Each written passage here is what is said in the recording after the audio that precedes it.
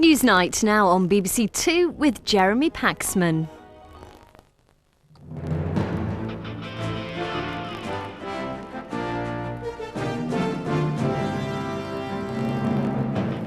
Tonight, Israeli soldiers fire into a crowd of demonstrators in Gaza. Israel expresses sorrow, but how did a tank shell end up ripping into unarmed protesters? A stunt in the Commons suspends proceedings. Why was security so lax? We report from East Timor on how it believes Australia is keeping it poor. And we talk to Noam Chomsky about American imperialism and British Me Tooism.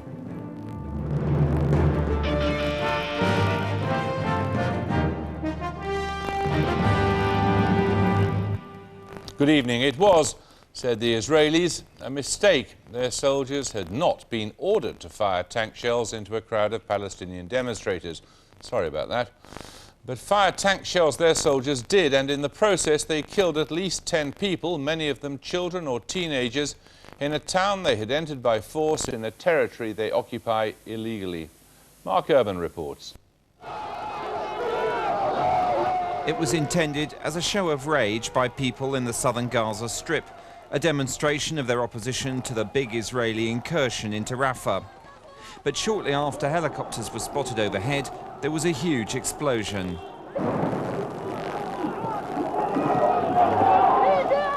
Nine demonstrators, teenagers and kids for the most part, were killed and 60 wounded.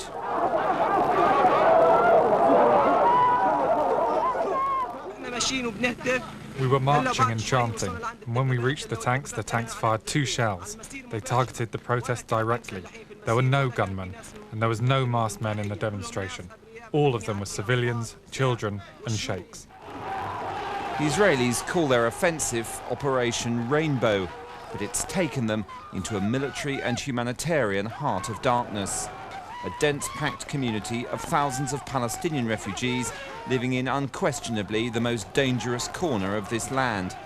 Initial Israeli reports variously blamed a stray tank round, a helicopter-fired missile, or a mine set off by the Palestinians themselves.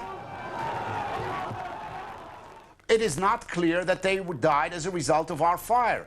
Our policy, our rules of engagement clearly prohibit firing directly into crowds of demonstrators, even if they have armed men among them.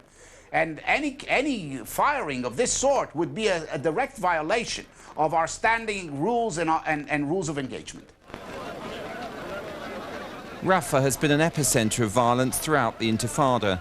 Nearly 350 Palestinians have been killed in the southern Gaza Strip. About 1/3 of those estimated to be gunmen, the rest civilians. A few days ago, Palestinian fighters killed 6 Israeli soldiers near Rafah. The current Israeli offensive can be seen as a response and an attempt to frustrate the smuggling in of more powerful weaponry. The Rafah area is particularly volatile because it sits where Israel, Palestinian territory and Egypt all meet. Israel controls a strip along the Egyptian border, but Palestinians have been tunnelling underneath it to bring arms and contraband into the Gaza Strip. Many times in the past couple of years, the Israeli army has gone into the strip to try and destroy tunnels.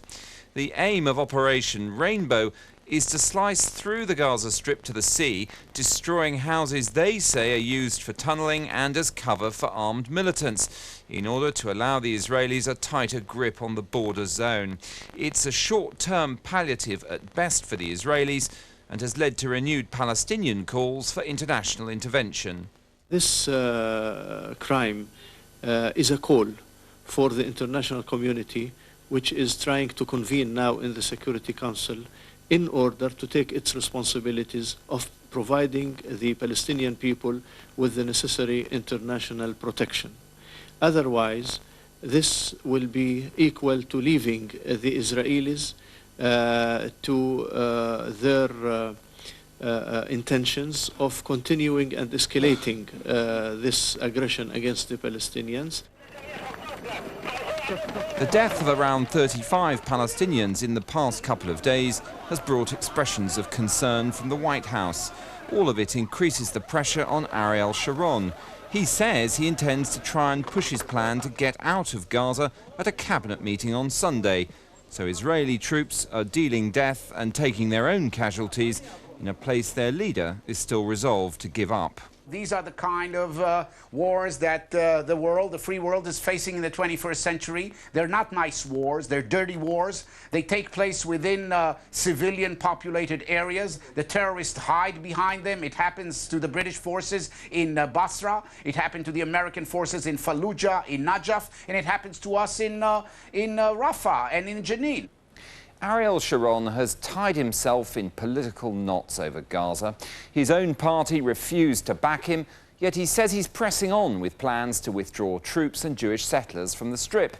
Those on the right attack this as weakness, leaving Mr. Sharon trying to convince the Israeli public of his strength by using military force and assassinating Hamas leaders. So he's arrived at a point where selling the idea of an Israeli withdrawal from Gaza in the cause of peace apparently involves the use of more and more force. There is pressure tonight from the Israeli opposition to end this operation. It's hard to conceive of it going on without further loss of life in the coming days. And even the Americans, who've allowed Ariel Sharon so much latitude, are now saying unambiguously that this is damaging the search for peace. Well, we're joined now from Washington by Ambassador Dennis Ross, who spent many years toiling his way around the Middle East as the American envoy there, and from New York at the United Nations by Ambassador Yahya Makhmassani, who is representing the Arab League there. Dennis Ross, what do you make of a situation in which a tank shell can be fired into a crowd of demonstrators? Well, I think it's an absolute tragedy. It's not something that should ever take place. I think the Israelis should, in fact, make it clear that they're investigating what happened and make it clear they're going to do everything to ensure that nothing like this happens again. Ambassador, everyone, of course, will deplore what happened, perhaps even those involved in it. But it wouldn't have happened had the Egyptian government taken the steps the Israelis have repeatedly requested and stopped the smuggling of arms across the border. Can you hear me, Mr. Makhmassani? Apparently not. Dennis Ross, perhaps you'd like to take that point then. I mean, there is something in that Israeli argument, isn't there? Well, there is. I mean, the fact is the smuggling goes one direction. It doesn't go in two directions, it goes in one direction. And clearly, part of your report was indicating that the Israelis are responding to the death of what, in fact, were 13 soldiers last week in this area. I suspect what you have is the IDF acting in a kind of isolation, responding to what is the nature of the threat, dealing with trying to remove what is an area where there are those who can attack Israeli soldiers and obviously inflict this kind of harm. And it seems almost incongruous with what is at the same time the Prime Minister's determination, and certainly his declaration, to withdraw from Gaza. If you're getting out of Gaza, it's not clear why you need to be doing these kinds of steps. You're not suggesting that the Israeli army is anything like out of control, are you? No, I'm saying that what you have right now is a natural response from an Israeli perspective to the fact that they lost 13 soldiers in this area. And the IDF is responding. Certainly they have the approval of the Prime Minister to do it. But it's almost as if these responses take place in an entirely different universe from what is at the same time a political plan that, in fact, after all, is an Israeli initiative to withdraw from the Gaza Strip. Where does it leave the plan to withdraw from the Gaza Strip, which seems to be supported, although not by his own party, it seems to be supported by most of the Israeli population? Well, I think it's an inevitability. The Israeli public is clearly supportive of this. The fact is, if the Prime Minister doesn't take this step, it puts him in a position where he's aligning with the Likud party, which has demonstrated that it is out of step with the majority of the Israeli public. And if it stays in that position, they'll find that we'll see a political realignment within Israel. That's why I'm convinced that the Prime Minister will find a way to go ahead and implement his plan, precisely because I think there'll be tremendous political costs if he does not. But that is a unilateral decision by the Israelis. It is independent of the so-called roadmap, which looks a pretty dead letter right now, doesn't it? Well, I have felt for a long time when I'm asked the question, is the roadmap dead, I usually say that it has to be born first, and it really has never been born. I think right now the roadmap remains a kind of emblem. It provides some general guidelines. But the only game in town at this point, meaning the only thing that's happening at all, is the Sharon initiative to withdraw from Gaza. Now the critical thing is, how do you build on it? If it's only a withdrawal from Gaza and forced settlements from the northern part of the West Bank, I'm afraid that we'll end up with a situation where we have new confrontation lines but not a new opening. If it is, in fact, an Israeli step that can then lead as well to Palestinian steps, then you might begin to put yourself in a position where you can end this war. And let's make no mistake about it. We're in the midst of an Israeli-Palestinian war. I think we can now be rejoined by Ambassador Mahmasani at the United Nations. Are you hearing us now, Ambassador? Well, I can hear you vaguely, but I can respond to any question. I see. Okay, fine. Well, let me just try you with a question. The Israelis will say that this military intervention in Gaza would be unnecessary, would never have taken place if the Egyptians had ever implemented their half of the bargain, which was to stop the smuggling of weapons into the Gaza Strip. Well, this is a ridiculous claim. First, let me say that this is not the first time the Israelis claim they have committed atrocities and then they say it's a mistake. This is not the first time. They have a history of this. But let's come back to the main point. Even the question of Gaza and this is again out of context. Let's talk about the real question. The real question is Israel's philosophy, Israel's policy, Mr. Sharon's policy is to impose a military solution to the Arab-Israeli conflict and to the Palestinian-Israeli conflict. This is the basic idea. This, the present government of Israel actually doesn't believe in peace, because they believe that they can impose by military power, by violence, by killing. Then they can get what they want, and this is not happening in the Palestinian territory. What's happening is that more disasters, more killing, more destruction, and more violence. This is the basic issue. If the Israelis really intend to go into a peaceful settlement, let them first of all declare openly and clearly, as the Palestinians did, their commitment to implement the roadmap and start to sit on a round table with the Palestinians and start seeing how they implement it. This is the basic issue here. Hang on. As soon as this military intervention is finished, the Israelis say they're withdrawing from one of the occupied territories. How can you possibly object to that? Well, you see, a unilateral withdrawal from Gaza is not part of the organized roadmap. This is not implementing the roadmap. This is a strategic withdrawal by the Israeli for their own reasons. If you don't have an actual agreement with the Palestinian Authority to withdraw and let the Palestinians take over, then what kind of a withdrawal is this? It will only lead to chaos. The right way to do it is to sit down with the Palestinians first on a round table and say, okay, we are both going to declare our commitment to the roadmap, and let's implement it as agreed by the quartet, step by step. Fine, okay, fine. Let's just very briefly engage with how we might get there after this, this tragedy today. Ambassador Ross.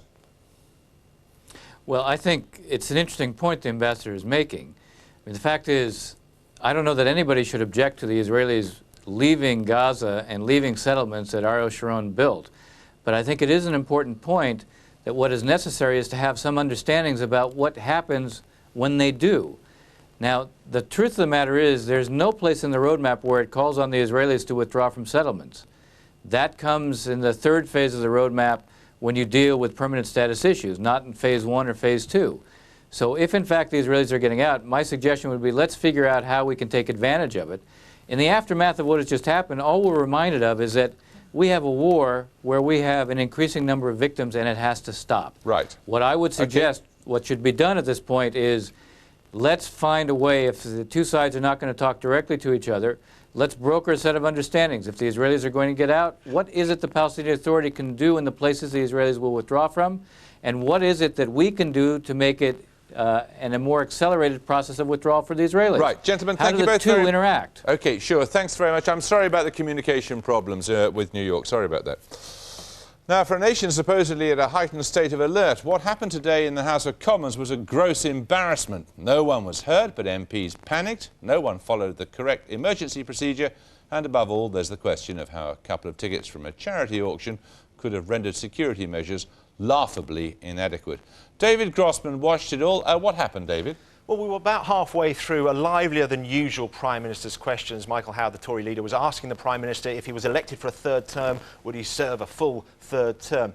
Then the Prime Minister got on his feet. He started answering the question. I should say he found ways of evading the question. And there was a shout from the public gallery. Then 3 items were thrown. 3 purple missiles came into view, the third of which hit the Prime Minister on the back. It's interesting, isn't it?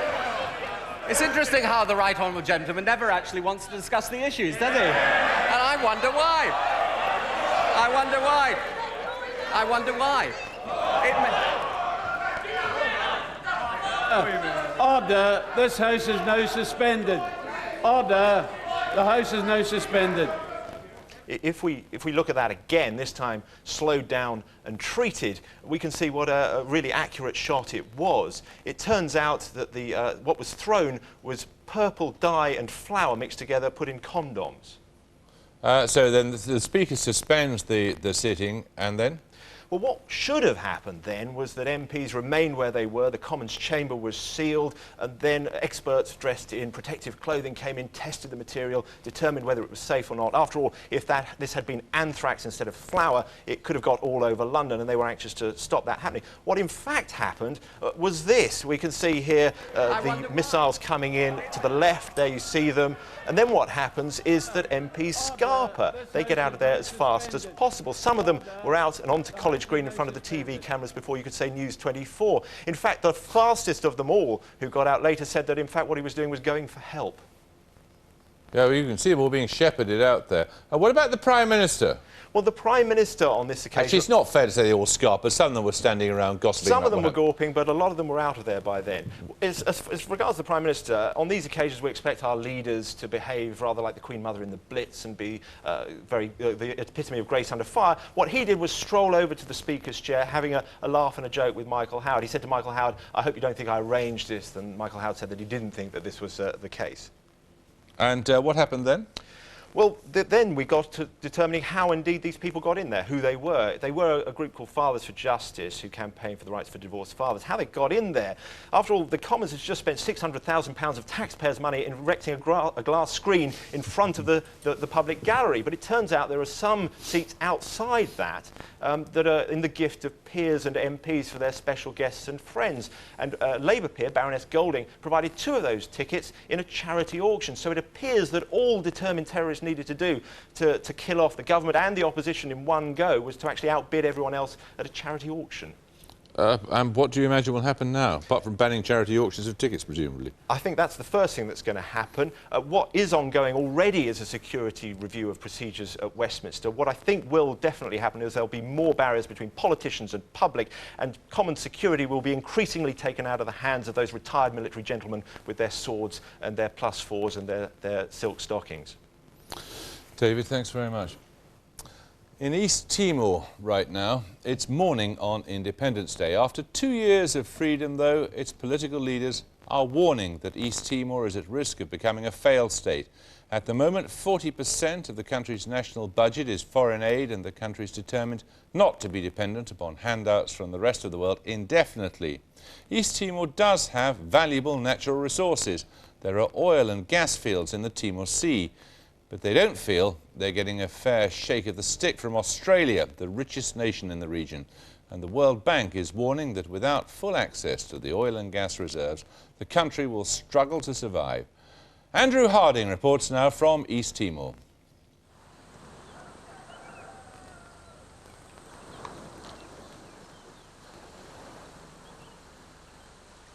It's 6 in the morning on the lonely fringes of the Pacific. Jose Ramos is getting ready for work. He's only 22, but he's been fishing these waters full-time for the past decade. East Timor's newly won independence has changed little out here. This is still Asia's poorest nation. And today, even the fish seem to be scarce. The big trawlers used to come from Indonesia and hire us to work on them. But that doesn't happen now that we are independent, so in a way life is harder.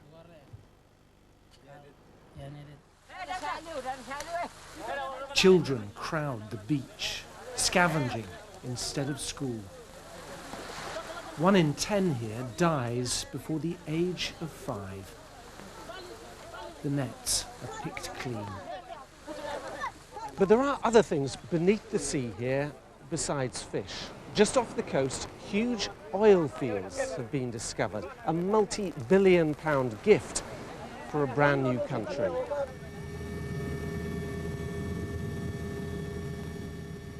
We were given rare access to one of the newest drilling rigs, operated by the American giant ConocoPhillips.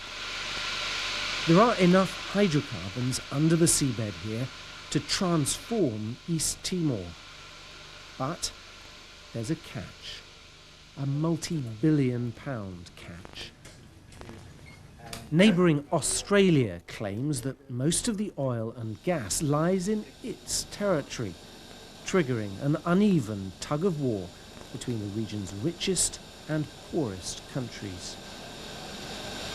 The Australians say they're being extremely generous. They're giving 90% of the profits from these fields to East Timor. But the Timorese say that's not enough. This, they say, is their territory. And besides, the biggest, newest fields aren't included in the deal. Australia is keeping them. This is how it looks on the map. All the main fields are far closer to East Timor than they are to Australia. The Timorese argue that the international boundary should be halfway between the two countries, giving them all the oil and gas. But years ago, when East Timor was under Portuguese colonial rule, Australia struck a deal with neighbouring Indonesia, placing the border here. It left a small gap next to Timor, and now it wants to close it. The Timorese say the whole border needs revising, but Australia is not interested. There is not a map for the lines because this is the area. Okay. And what we are claiming for is a line. In Timor's capital, Dili, the new government is seething with indignation. Yeah, it's a big surprise for me because I was expecting from Australia a different attitude. Being a democratic country, it is not fair. They should really start showing by their own example what the rule of law is. Is this big, rich Australia just bullying small, poor East Timor? Yeah, in practice, yes. I hope that the government of Australia will realize it very soon. But from our side, we were elected by the people to defend the interests of our people. How much money are we talking about now? How much money is this costing Timor right now? Just from Laminaria and Buffalo and Coralina. These are the oil fields? Yes, yes, oil. We've been losing already up to $1 million a day. $1 million a day? That's a huge sum for a small country like this. Of course, for a country with a current budget of 75 million, $1 million a day is a lot of money.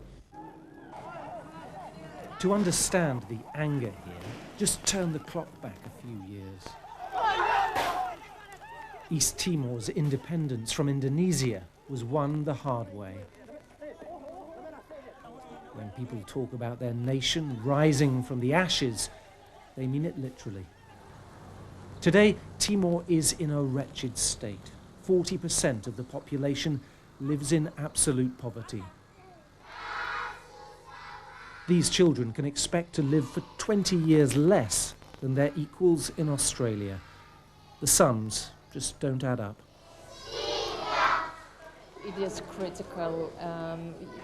Without oil and gas revenues, Timor-Leste at this point does not have a resource base to exist as an independent state.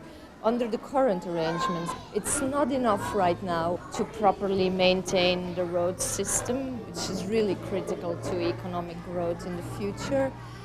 And it's also not enough to fund capital expenditures which will be needed in the future. Timor does have other ways of earning money, like coffee. Thanks to years of Indonesian neglect, the industry here is entirely organic, a marketable asset these days. But it's hardly enough. to rebuild a country.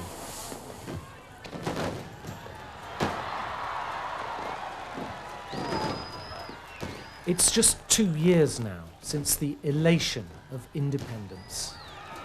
The world's newest country, surrounded by friends. John Howard, you are a friend of East Timor. Your support to our small nation is invaluable, and we are delighted to welcome you among us tonight. Today, the mood has changed, and all because of oil. Now there are angry protests against the Australian government. These people believe their country is being cheated out of a fortune. What's more, they're worried that Australia is planning to punish Timor by reducing humanitarian aid. This dispute is not going away. At a local radio station, activists spread their message of defiance. We want justice. We want to get our economic independence as well after we gain our political independence. The people angry because Parliament of Australia steal our resources. So we don't like this. So we want to fight until we get it back. But behind the bravado, the heroes of East Timor's battle for independence are now looking for a deal. President Janana Gusmao spent years fighting in the hills. Now he says his country simply can't afford another protracted struggle. Nós todos compreendemos que sem o tal, como disse, extra money do Timor Sea. We all understand that without the extra money from the Timor Sea, we won't be able to do anything. We won't be able to meet any of our spending needs. Look at our roads. We want to develop tourism, to develop our whole economy. But for that you need good roads, and we don't have them, and we can't afford to repair them. We want to develop our health and education, but we don't have the money. If you don't get this oil, if you don't get the deal you want, could you end up being president of a failed state? Este ano, já vimos, a Austrália vai diminuir. Yes, this year, Australia cut its aid to us from $42 million to $39 million. We believe that if there is a small cut this year, then there'll be another small cut next year. This is going to cause us big problems in the future. And we'll end up being just one more failed state, one more of those countries for whom independence was just a dream.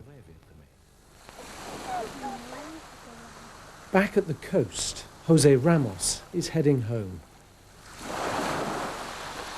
$1 worth of fish for 12 hours' work. His wife, Rita, lost their first child a couple of years ago.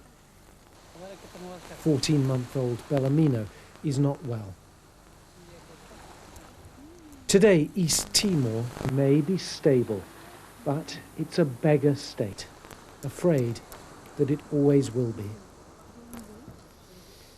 Well, earlier I spoke to the Australian Foreign Secretary, Alexander Downing. I put it to him that the commonly accepted way of resolving disputes over maritime borders is based on the principle of equidistance, under which all of the oil fields would belong entirely to East Timor and not to Australia.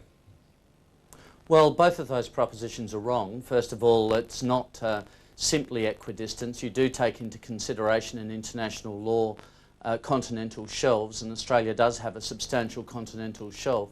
And secondly, even if you were to accept that argument and you drew the line equidistant between Australia and East Timor would get 100% instead of 90% of the resources in the joint development area. So they're not doing too badly as it is. But don't you have the slightest moral qualm about Australia, the richest country in the region, exploiting resources which the East Timorese say are theirs, and they're the poorest country in the region?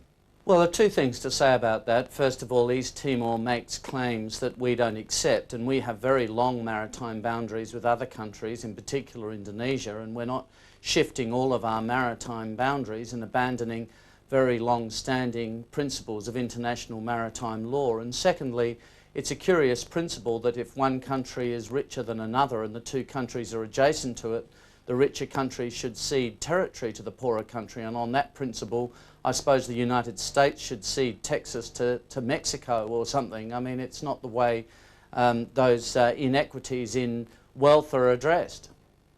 But the danger is, in the meantime, East Timor becomes a failed state.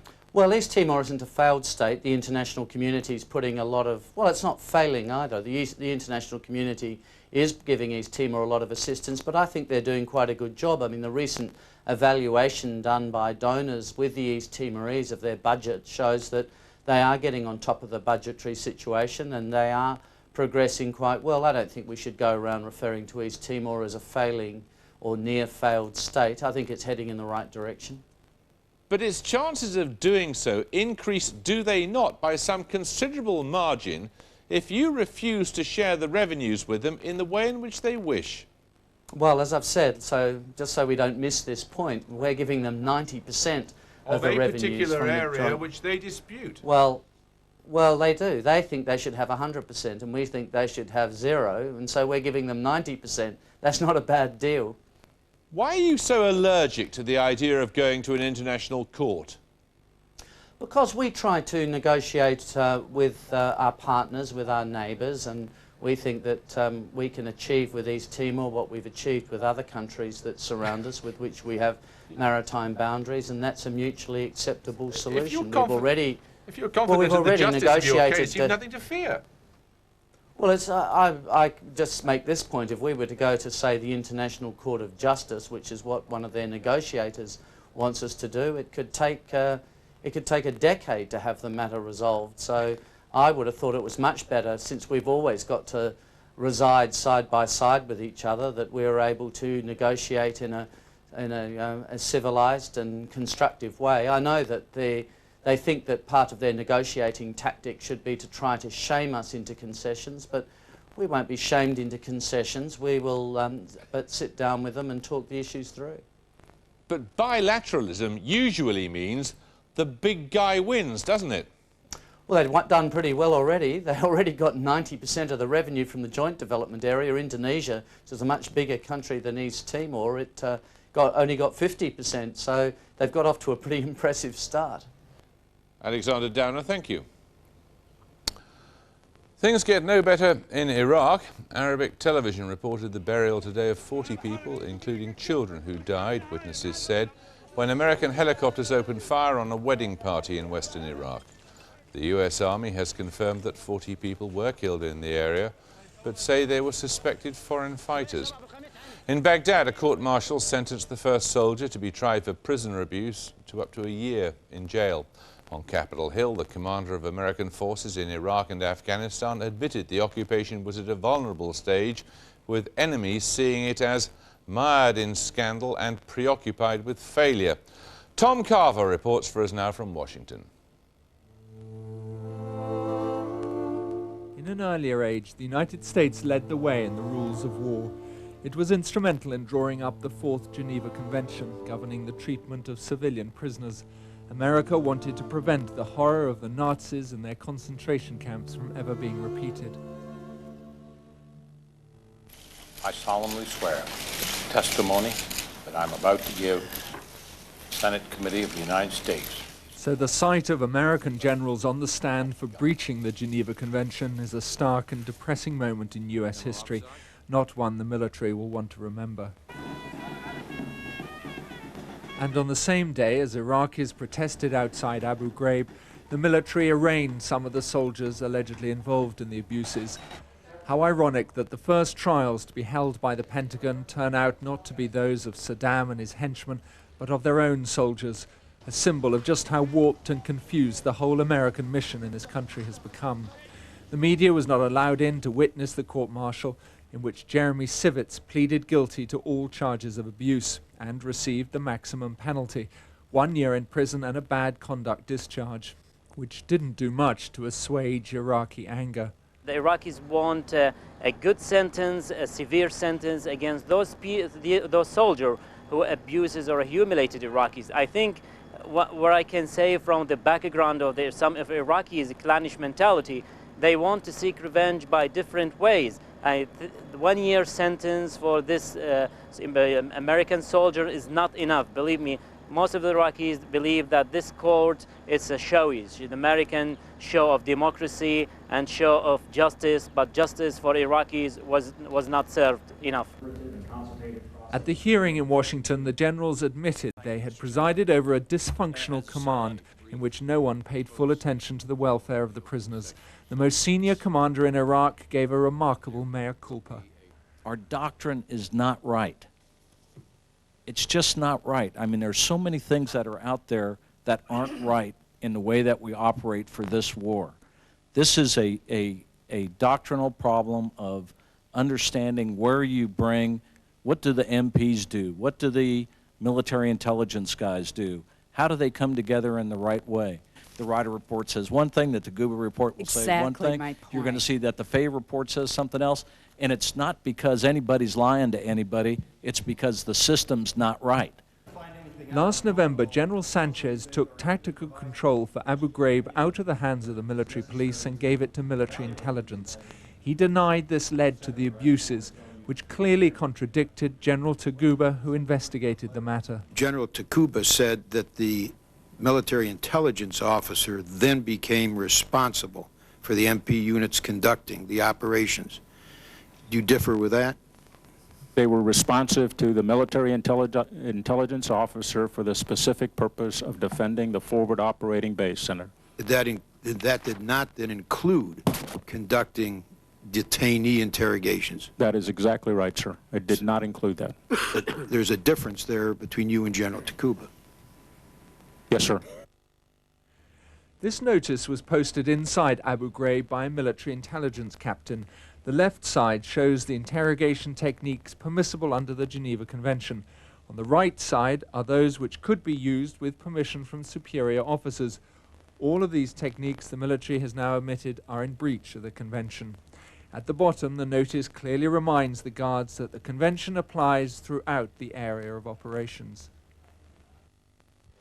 The fact that this was pinned up on a notice board inside the jail must have made the guards that carried out these abuses believe that they somehow had the backing and the support of their superiors.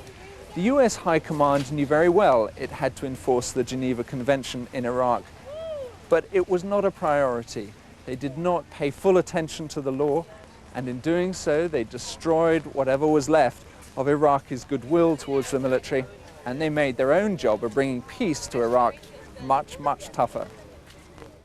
In May and July last year, the ICRC submitted 2 reports on prison conditions in Iraq.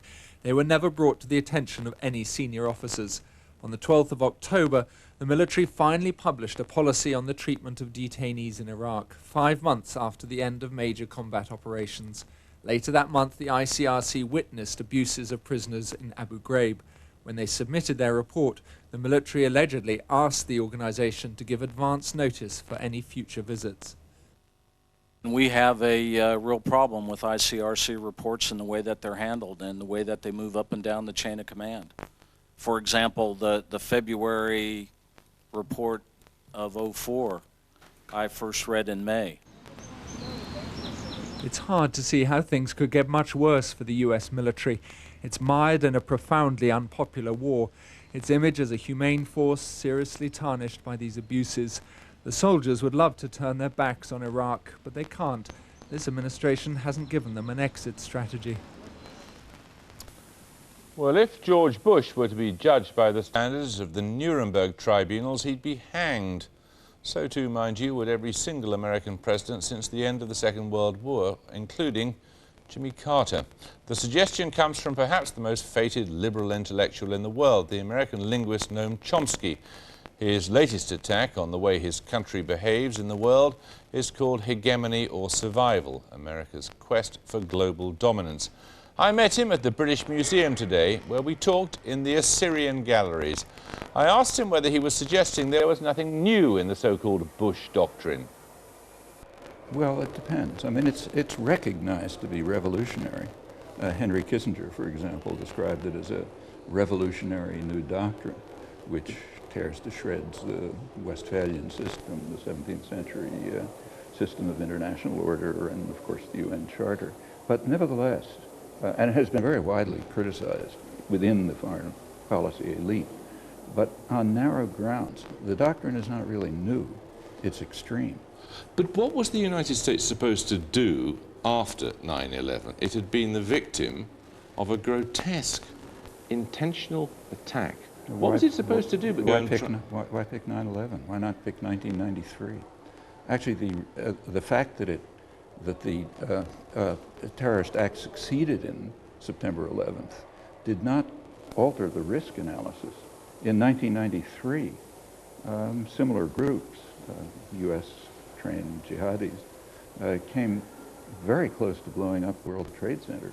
With better planning, they probably would have killed tens of thousands of people. Since then, it was known that this is very likely. In fact, right through the 90s, there's technical literature predicting it. And we know what to do. What you do is police work. Police work is the way to stop terrorist acts. And it's succeeded. But you're suggesting the United States, in that sense, is the author of its own nemesis. Well, first of all, this is not my opinion. It's the opinion of just about every specialist on terrorism. Take a look, say, at Jason Burke's recent book on Al-Qaeda, which is the best book there is. What he points out is he runs through the record of how each act of violence has increased recruitment, financing, mobilization. And what he says is, I'm quoting him, that each act of violence is a small victory for bin Laden.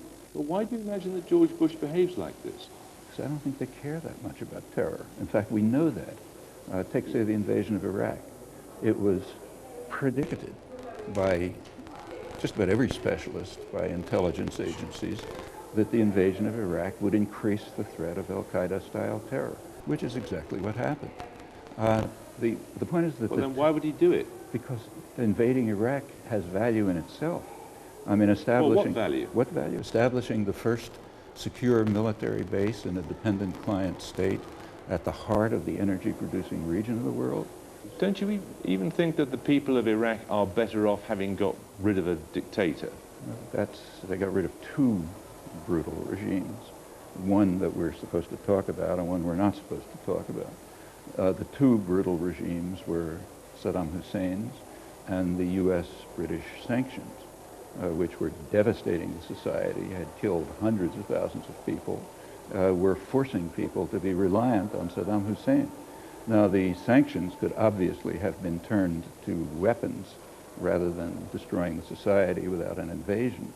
And if that had happened, it's not at all impossible that the people of Iraq would have sent Saddam Hussein the same way, to the same fate as other monsters supported by the U.S. and Britain. Ceausescu, Suharto, Duvalier, Marcos, a long list of them. In fact, the Westerners who know Iraq best were predicting this all along. You seem to be suggesting this, or implying, perhaps I'm being unfair to you, but you seem to be implying there's some kind of moral equivalence between democratically elected heads of state like George Bush, or prime ministers like Tony Blair, and regimes in places like Iraq. The term moral equivalence is an interesting one. It was invented, I think, by Jeane Kirkpatrick as a method of trying to prevent criticism of foreign policy and state decisions. It has a meaningless notion. There's no moral equivalence whatsoever. Is it a good thing if it is preferable for an individual to live in a liberal democracy? Is there benefit to be gained by spreading the values of that democracy, however you can? Reminds me of the question that Gandhi was once asked about Western civilization. What did he think of it? He said, yeah, it would be a good idea. And in fact, it would be a good idea to spread the values of liberal democracy. But that's not what the U.S. and Britain are trying to do. It's not what they've done in the past. I mean, take a look at the regions under their domination. They don't spread liberal democracy. What they spread is dependence and subordination. Furthermore, it's well known that those are a large part of the reason for the great opposition to U.S. policy within the Middle East. In fact, this was known back in the 1950s. But there's a whole slew of countries in Eastern Europe right now that would say we are better off now than we were when we were living under the Soviet Empire as a consequence of how the West behaved. And there's a lot of countries in U.S. domains, like Central America and the Caribbean, who wish that they could be free of American domination. I mean, we don't pay much attention to what happens there, but they do. But look, I'm just in the 1980s, when the current incumbents were in their Reaganite phase, hundreds of thousands of people were slaughtered in Central America. The U.S. carried out a massive terrorist attack against Nicaragua. It was mainly a war on the church. They killed, assassinated an archbishop, murdered 6 leading Jesuit intellectuals. This is in El Salvador. It was a monstrous period. What did they impose? Was it liberal democracies? No. You've mentioned on 2 or 3 occasions this relationship between the United States and Britain. Do you understand why Tony Blair behaved as he did over Afghanistan and Iraq? Well, if you look at British diplomatic history, back in the 1940s, Britain had to make a decision. I mean, Britain had been the major world power, actually. The United States, though by far the richest country in the world, was not a major actor in the global scene, except regionally. By the Second World War, it was obvious the U.S. was going to be the world dominant power. Everyone knew that. Britain had to make a choice. Was it going to be part of what would ultimately be a Europe that might move towards independence, or would it be what the Foreign Office called a junior partner to the United States? Well, it essentially made that choice, to be a junior partner to the United States. U.S. leaders have no illusions about this. So during the Cuban Missile Crisis, for example, you look at the declassified record, they treated Britain with total contempt. Harold Macmillan wasn't even informed of what was going on. And Britain's existence was at stake. You know, it's quite dangerous. And one high official, probably Dean Acheson, and he's not identified, described Britain as, in his words, our lieutenant. The fashionable word is partner. Well, the British would like to hear the fashionable word, but the masters use the actual word. Those are choices Britain has to make. I mean, why Blair decided, I couldn't say. Noam Chomsky, thank you. Newspapers in a moment. Before that, though, our roundup of today's other news. The Firefighters Union is threatening to ballot for strike action again. It comes after a wave of unofficial action across the country today in support of 19 members who are suspended in Greater Manchester. They refuse to use new equipment in a dispute over pay. The former international athlete Sebastian Coe has taken over as chairman of the team bidding to bring the Olympic Games to London in 2012. Lord Coe replaces the business executive Barbara Cassani, who becomes his deputy. Barbara Cassani said Lord Coe's knowledge of sport made him the best person for the job. And the markets, the FT 100 share index is up. In New York, the Dow Jones is down. In London, against the euro, the pound rose. Against the dollar, the pound also rose. And a quick gander at some front pages. The Independent, Michael Howard is apparently saying that Tony Blair ought to make clear to President Bush publicly when he disagrees with him. The Guardian, wedding party massacre, that's in Iraq, of course. The Times, raffle bombers highlight failure of Blair's security. The Daily Mail have a picture of the man who threw the loaded condom at the Prime Minister. The House of Horror is the Daily Mirror's front page. They could all be dead, says The Sun. The Financial Times has the same picture or a similar picture on its front page. And the Daily Telegraph, purple flower bomb hits Blair. Well, that's all from Newsnight for tonight. There is round-the-clock news coverage on BBC News 24, which you can find in all the usual places. Kirsty will be here with more tomorrow, but until then, from all of us on the programme, good night.